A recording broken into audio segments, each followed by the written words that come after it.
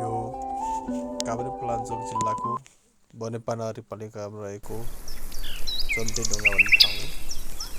यहाँ देख्न सक्नुहुन्छ नामलक्ष रूपमा ढुङ्गाहरू जन्ती जस्तै रहेका छन्।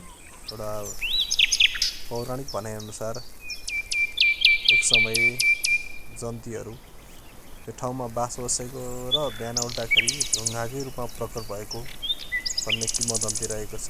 यस वरिपरि रहेको हरियाली घाँसे मैदानको भूभाग देख्दा साँच्चै नै रमणीय, हेर्न लायक र हरियाली वातावरण रहेको छ। साथै यस छेउमा रहेको पौराणिक जन्तेढुङ्गाको यस ऐतिहासिक घटनाले अझ हामीलाई रोमाञ्चक बनाएको छ र काठमाडौँ लगायत काभ्रेबाट नजिकैको रहेको केही घन्टाको बसाइमा छोटो घुम्नका लागि एउटा रमणीय स्थलको रूपमा, फोटो भिडियोको लागि एउटा उपयुक्त स्थानको रूपमा यो स्थललाई लिन सकिन्छ। र यो बर्खा सिजनको हरियाली मौसमहरू वरिपरि देखेका मनोरम दृश्यहरू कैद गरेर जीवन्त रूपमा तस्बिरहरू खिच्नलाई यो ठाउँ एकदमै प्रख्यातको रूपमा रहेको छ।